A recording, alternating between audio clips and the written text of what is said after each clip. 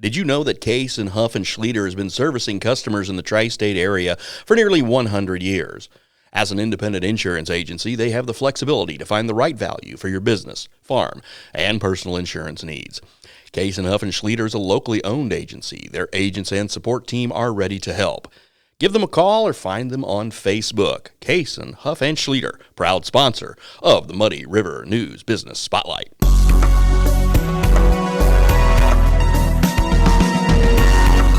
Welcome to the Muddy River Business Spotlight, sponsored by Case and Huff and Schleter. We have Leif Gooding with us. And Leif, new news, you are the new owner of Deals, apparently. Yep, Mr. Deals Auto Center, 3921 Broadway. Purchased it on August 12th from Neil Coleman. He's been there previously since at least 2006. That's when it turned into Mr. Deals.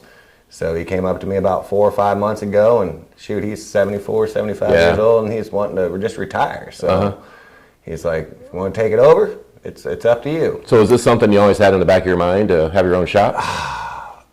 Yes and no. I loved what I did. There I sold, financed, took care of my service customers, ran the detail shop, all that kind of stuff, took care of like a lot of the auction stuff. And I was content. I ain't gonna lie. I mean, you made decent money. I mean, it paid the bills. You know, that's all you can really ask for this time. But, you know, you came up there and I sat there and I talked to my wife about it, and she's like, well, what do you want to do? You know, and I'm like, well, you know, we got Vera out there, we got Brent, we got Tim. So you're going to keep Brent? Oh, he's quite frustrating at sometimes, but yes. But no, I just kind of talked to them, got them all on board with everything, and they all have jobs, and we just didn't want to go somewhere else. We love what we do, and that's pretty much what it comes down to. So how important, and I've got this similar situation in my house, was the rubber stamp of approval from your wife? You know, I thought it was going to be a lot more difficult. Did you? Yeah, I did. But she's been involved with the business for probably about 4 or 5 years now. She details all the calls. Oh, she does? Okay. Yeah. So we started doing that. She was a stay-home wife for a long time, and then the kids got old enough because right now, no offense, but the price of daycare is pretty high. Right. You know. Right. So she ended up quitting work. She worked at the vet's home for a long time, and then she was doing nothing as a housewife, and when the last kid went into school full time, she's like, I can't sit around the house anymore, Leif. So I'm like, well, at that time we had a detailer quit. I'm like, you want to just fill in for some extra Christmas money? And she started doing it and fell in love with it, and now she does it for the dealership. I'm assuming you're going to keep her on board also? Absolutely. I mean, she's already requested me for a raise. So has she really? Yeah, she has. That was the first thing she said. So I'm like, we'll talk about that. So what's the story with Mr. Coleman? Is he going to stick around for a while? Is there going to be a transition period?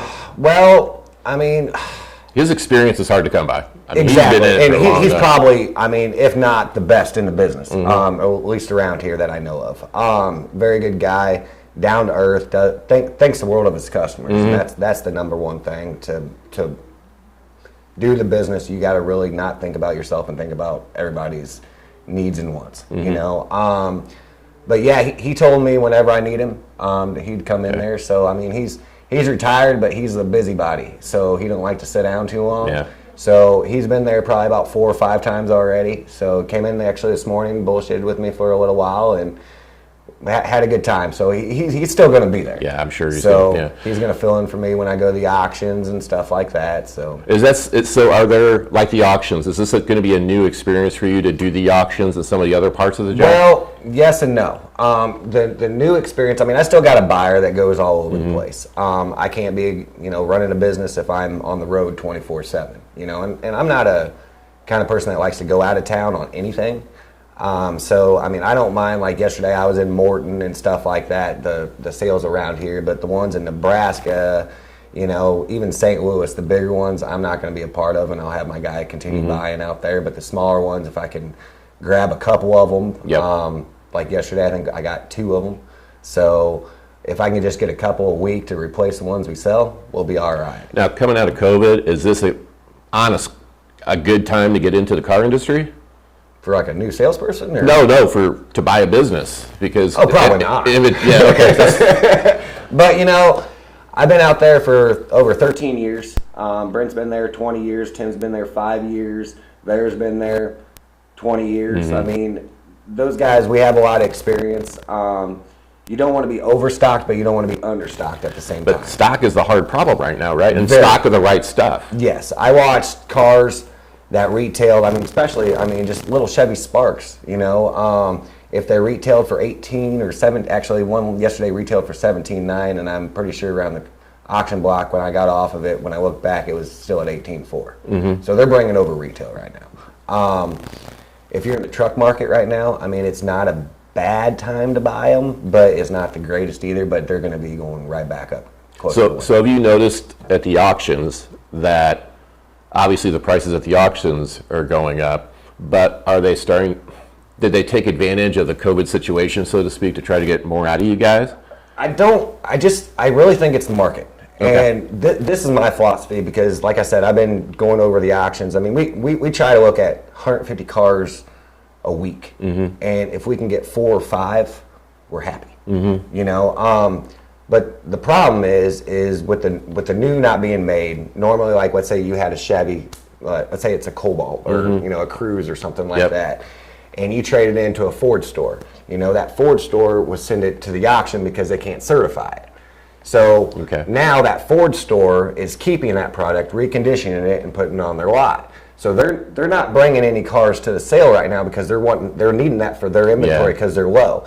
Then they're at the sales buying. Yes. So you're taking, believe it or not, used car dealers, we need to lose deals to new car dealers because in order to create used, you got to be able to sell new. Right. So it's all in order. We don't like for the prices to be high on that, but when people need the inventory and people are willing to pay, that's what drives up the market. Yeah, it's the nature of the beast, isn't it? Exactly. So can an individual come to you? Let's say I have a car, I just bought a new car. Can I sell you my used car? Or do you have to go through an auction?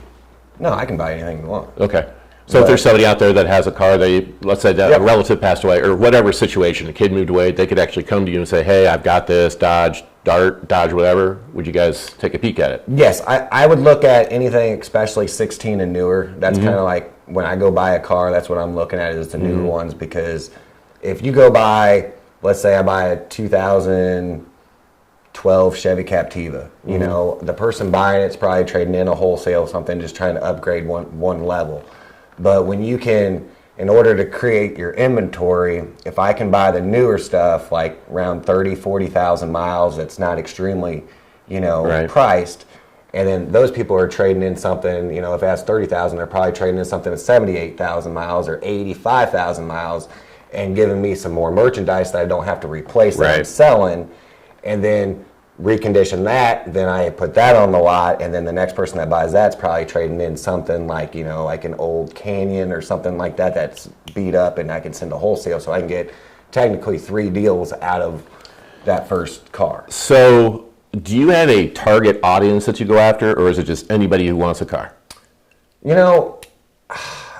Everybody has a different need. They have a different one. A lot of people, hey, I have another kid, I need something bigger. Another person's like, well, I just got a new job, Dot Foods or something like that. I need something better gas mileage. So I try to keep a variety of selections, from Chevys, Fords. I don't really do much with like Infiniti, stuff like that because we don't really have any new car stores around here. So like if I sell an Infiniti, then it has to go to St. Louis if there's something wrong with it. And it's kind of a pain in the rear, but we get by. So I like to have all sorts of brands because that way, if you went to a Ford store or Chevy store or Dodge Chrysler store, you're only seeing one product. When you come to me, if you're looking for a mid SUV, you're like, oh, well, I want to check out this Cherokee, or I want to check out this Equinox, or if I want to check out this Escape.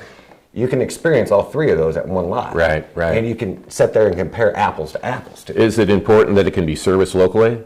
Yes. Yeah. So like if you sell a Saab, I don't know where you can get a Saab service around here, but that's something you look into when you go to an auction. If there's a recall, I like to have all my recalls done on my cars. Mm-hmm. So then I got to pay, after I get that car in, I got to pay somebody to drive it to a Saab store. Right. Which is not a big deal. I will if it's the right car and it's the right price, but a lot of that stuff, I have a Mitsubishi Lancer now. I got it in, and when we got it, we didn't know that the key fob was broke. Mm-hmm. So the key fob's $350, and it's like, okay, I can go to the, Mitsubishi dealer and go get one for a little bit cheaper, or do I stay local, or So I'm just leaving that one up to the owner. I'm gonna promise them one, but you want to go local? It's gonna be this price. Right. It's gonna be this. It's gonna be this price. So, how do you think? And this is completely random. How do you think car salesman got such a bad name? It's like because you go anywhere. You treated me like a car salesman.